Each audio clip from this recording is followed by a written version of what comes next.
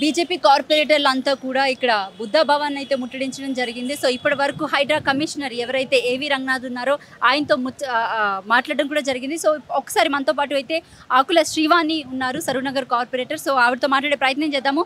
Right madam, చెప్పండి అసలు ఏం జరిగింది ఇప్పటి వరకు, అసలు అంటే ఈ చర్చల్లో అసలు ఏమైంది? హైడ్రా చేస్తున్న పనిని మేము స్వాగతించాము.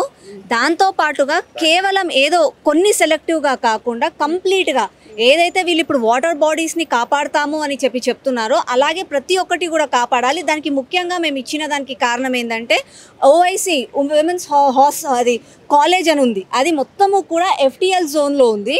ఆ ఎఫ్టిఎల్ జోన్లో ఉన్న దానిపైన మళ్ళీ ఎలాంటి యాక్షన్ తీసుకున్నారు, దానిపైన తక్షణమే యాక్షన్ తీసుకోమని చెప్పడం జరిగింది. Okay right. అయితే ఏవైతే ఈ వాటర్ జోన్స్ని మేము కాపాడుతాము అని చెప్తున్నారు సీఎం రేవంత్ రెడ్డి కానీ, లేకపోతే ఇటు హైడ్రా కమిషనర్ ఏవి రంగనాథ్ కానీ. అయితే బేసిక్గా ముఖ్యంగా చూసుకున్నట్లయితే కనుక ఈ బఫర్ జోన్స్లోనే చాలా వరకు ప్రభుత్వ కట్టడాలు ఉన్నాయి. మరి వాటి గురించి ఏం చెప్తారు? మేము ప్రభుత్వ కట్టడాలను కూడా కూల్చమని చెప్పాం. ఈ రోజు మన రాష్ట్రంలో సెక్రటేరియట్ కూడా బఫర్ జోన్లోనే ఉంటుంది.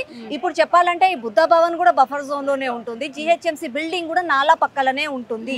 మేము ఏం ప్రశ్నిస్తున్నామంటే హైదరాబాద్ని వాళ్ళు చేసే పనిని నేను స్వాగతిస్తున్నాను, కానీ గత 50 సంవత్సరాల నుంచి ఉన్న కాంగ్రెస్ ప్రభుత్వమే కదా పర్మిషన్స్ ఇచ్చింది. వాళ్ళే కదా ట్యాక్సులు తీసుకుంటున్నారు, ప్రాపర్టీ ట్యాక్స్ తీసుకుంటున్నారు, కరెంటు బిల్లు ఇస్తున్నారు, వాటర్ బిల్ ఇస్తున్నారు, వాళ్ళకి రోడ్లు వేశారు. ఇవన్నీ తీసుకున్న తర్వాత ఇప్పుడు సడన్గా కూల్ చేస్తాము అని అంటే దానికి ఒక క్లారిటీ లేదు. ఆ క్లారిటీ ఏంటి, అది పబ్లిక్ డొమైన్లో పెట్టాలని చెప్పి మేము అడగడం జరిగింది. Okay right. అయితే ఈ ప్రభుత్వ కట్టడాల కన్నా ముందు ఇటు సామాన్య ప్రజల దగ్గరికి వెళ్ళి, అంటే రీసెంట్గా ఏదైతే రాయదుర్గంలో జరిగినటువంటి ఇన్సిడెంట్, ఒక పేద అయిన ముసలైన ఇల్లు కూల్చడం జరిగింది. ఆయన చాలా వాపోయారు. ఎన్నో ఏళ్ళ నాటి బిల్డింగ్ ఇది, నేను ఎన్నో పర్మిషన్స్ తెచ్చుకొని కష్టార్జితంతో కట్టుకున్న బిల్డింగ్ అని చెప్పేసి ఆయన బాధపడ్డాడు. సో మరి అట్లాంటి వాళ్ళ పరిస్థితి ఏంటి? నేను ఇప్పుడు ఈరోజు హైదరాబాద్ మునిగిపోతుంది. ఆ పాపం ఎవరిది అని అంటే ఉన్న ప్రభుత్వాలు కళ్ళు మూసుకున్న ప్రభుత్వాలవా, లేకపోతే పర్మిషన్స్ ఇచ్చిన ఆఫీసర్లదా, అప్పులు చేసి లోన్లు తీసుకొని ఏదో ఉన్న లేనిది తాకట్టు పెట్టి కట్టుకున్న ఇల్లు కట్టుకున్న వాళ్ళదా తప్పు? ఎవరిది తప్పు అని అంటే ఈరోజు పెద్ద క్వశ్చన్ మార్క్గా నేను మిగిలిపోయింది. నేను అందుకే మొన్న కూడా అడగడం జరిగింది, మళ్ళీ ఇవాళ రంగనాథన్ గారిని కూడా అడగడం జరిగింది.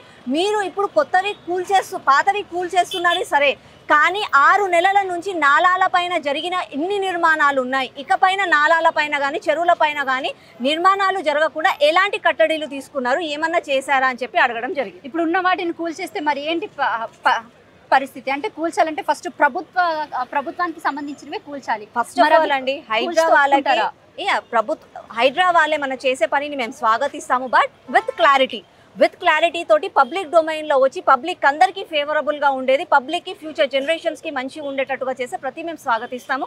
అంతేగాని కొన్నిటిని ఏదో సైడ్ ట్రాక్ చేసేసి కొన్ని మాత్రమే చేస్తాము అని అంటే దానికి ఎవరు కూడా ఒప్పుకోరు. రైట్. సరూనగర్కి సంబంధించి మీ దగ్గర ఒక చెరువు ఉంది. చెరువు చుట్టూ కూడా చాలా వరకు రెసిడెన్షియల్ ఏరియాస్ ఉన్నాయి. మరి వాళ్ళ పరిస్థితి ఏంటంటే it is impossible to touch them అండి. వాటిని ఎవరు కూడా టచ్ చేయలేరు. ఎందుకంటే FTL లోనే కట్టినట్టు 100 ఎకరాలు ఉండే చెరువు ఇప్పుడు 40 ఎకరాల కంటే కూడా తక్కువగా అయిపోయింది. కానీ ఇన్ని సంవత్సరాల నుంచి 5 ఫ్లోర్లు 6 ఫ్లోర్లు 150 గజాలు 60 గజాలలో కట్టుకున్న ఇండ్ల కుటుంబాలు ఈ రోజు రోడ్డున పడేస్తాను అని అంటే ఎవరు కూడా ఊరుకోరు. ఫస్ట్ ఆఫ్ ఆల్ దానికి ఎవ్రీ ఇయర్ ప్రాపర్టీ ట్యాక్స్ తీసుకుంటున్నారు, కరెంటు బిల్లు వస్తుంది, రోడ్లు ఉన్నాయి, లైట్లు ఉన్నాయి, మళ్ళీ ఇవన్నీ కూడా చేసింది ప్రభుత్వమే కదా. ఫస్ట్ ఆఫ్ ఆల్ ఈ క్లారిటీ తోటి ముందుకు వస్తే హైడ్రా బాగుంటుందని చెప్పి మేము అనుకుంటున్నాం.